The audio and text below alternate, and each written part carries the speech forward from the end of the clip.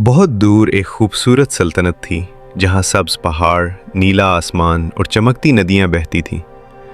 इसी सल्तनत में एक नेक दिल बादशाह और मलका राज करते थे। कई सालों की दुआओं के बाद उनके यहाँ एक बेटी पैदा हुई। जब वो पैदा हुई तो सब हैरान रह गए, क्योंकि उसके बाल आम नहीं थे बल्कि सोने की तरह चमकते थे। इसीलिए उसका नाम रखा गया शहजादी सोन परी। शहजादी सिर्फ खूबसूरत ही नहीं बल्कि बहुत मेहरबान दिल भी थी। वो महल के बाग में अकेले खेलने के बजाय गरीब बच्चों के साथ खेलना पसंद करती, परिंदों से बातें करती और ज़ख्मी जानवरों की मरहम पट्टी करती। लेकिन महल में एक ऐसी चीज़ भी थी जिसका राज सबसे छुपाया गया था। महल के पीछे एक खौफनाक जंगल था जिसमें एक बददिल जादूगरनी रहती थी। वो शहजादी के सुनहरी बालों से जलती थी, क्योंकि उसके बालों में एक ख़ास ताकत थी। कहते थे कि अगर उसके बाल किसी बीमार को छू जाएं तो वो ठीक हो जाता है, और अगर कोई गमगीन उन्हें देख ले तो उसका दिल खुश हो जाता है। एक दिन जब शहजादी बाग में खेल रही थी, एक जख्मी परिंदा उसके पास आ गिरा। शहजादी ने अपने सुनहरी बाल उसके जख्म पर रखे और वो परिंदा फौरन ठीक हो गया।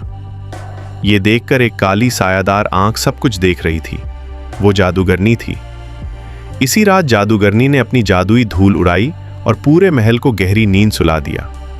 वो चुपके से शहजादी के कमरे में आई और उसे उठाकर जंगल की तरफ ले गई। सुबह जब बादशाह और मलका जागे तो सारा महल रो रहा था। शहजादी गायब थी। बादशाह ने पूरे मुल्क में ऐलान करवाया, जो मेरी बेटी को वापस लाएगा उसे आधी सल्तनत दी जाएगी। बहुत से शहजादे और सिपाही गए, मगर कोई भी उस खौफनाक जंगल से वापस ना आया। इसी सल्तनत में एक गरीब मगर बहादुर लड़का रहता था जिसका नाम आदिल था।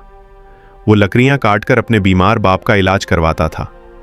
जब उसने शहजादी की खबर सुनी तो उसने खामोशी से अहद किया, मैं शहजादी को वापस ज़रूर लाऊंगा, चाहे मुझे अपनी जान भी देनी पड़े। आदिल ने अल्लाह का नाम लिया और जंगल में दाखिल हो गया। रास्ते में उसे भूखे जानवर मिले।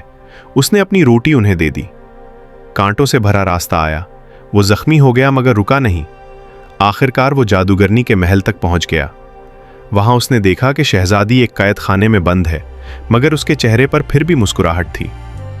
आदिल ने आहिस्ता से कहा, शहजादी, मैं आपको बचाने आया हूं। शहजादी की आंखों में उम्मीद की रोशनी भर गई। इसी वक्त जादूगरनी आ गई।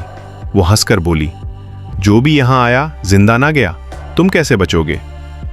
आदिल ने खौफ के बजाय हिम्मत से कहा, ताकत जादू में नहीं, सच्चे दिल में होती है। ये सुनकर जादूगरनी कमजोर होने लगी, क्योंकि सच्चाई उसकी सबसे बड़ी दुश्मन थी। शहजादी ने अपने सोने के बाल जादूगरनी की तरफ बढ़ाए। जैसे ही रोशनी उस पर पड़ी, जादू टूट गया। काली जादूगरनी एक लम्हे में राख बन गई। कैद खाने के दरवाजे खुद ब खुद खुल गए। आदिल ने शहजादी का हाथ थामा और दोनों महल की तरफ रवाना हो गए। जब वो वापस पहुंचे तो पूरी सल्तनत खुशियों से झूम उठी। बादशाह और मलका की आंखों में आंसू थे। बादशाह ने आदिल को गले लगाया और कहा, आज तुमने सिर्फ मेरी बेटी ही नहीं बल्कि मेरी पूरी दुनिया वापस लौटा दी है।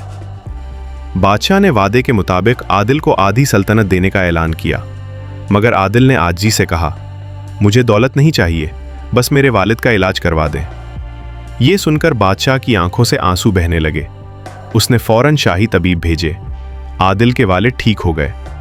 वक्त गुजरता गया और एक दिन वही गरीब लड़का सल्तनत का सबसे बड़ा हीरो बन गया। शहजादी और आदिल की शादी हुई और दोनों ने मिलकर एक ऐसी सल्तनत कायम की जहां न कोई भूखा था, न कोई अकेला, न कोई नाउम्मीद। सच्चाई सबसे ताकतवर हथियार है।